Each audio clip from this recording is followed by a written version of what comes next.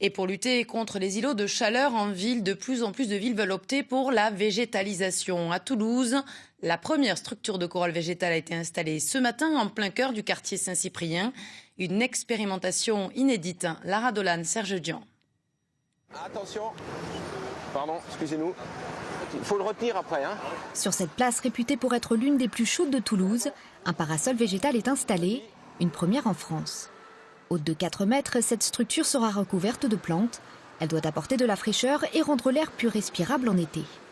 Cette corolle végétale n'occupe qu'1 mètre carré au sol pour une grande surface ombragée.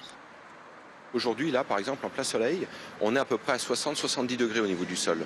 Avec l'ombrage, on va déjà passer à 30 degrés, 35 degrés.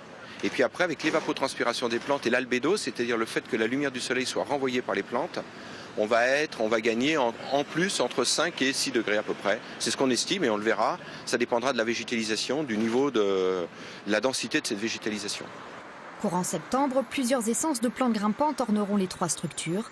Pour profiter de cet espace ombragé, il faudra attendre au moins 1 an, le temps que la végétation s'épanouisse. Une expérimentation dans laquelle la ville a investi 5 000 €. L'objectif, lutter contre les îlots de chaleur. Pour cette chercheuse, la méthode est intéressante, mais insuffisante. Un petit espace vert, une petite forêt, un petit bois, des petites haies, ça remplit beaucoup d'autres fonctions que ces corolles, à mon avis, ne remplissent pas. Ça peut être un bon début, mais en fait, il faut quand même revoir l'occupation du sol concrètement pour avoir un effet microclimatique. Si l'expérimentation est concluante, la ville envisage d'installer d'autres corolles végétales, car tous les quartiers ne bénéficient pas de l'ombre des platanes.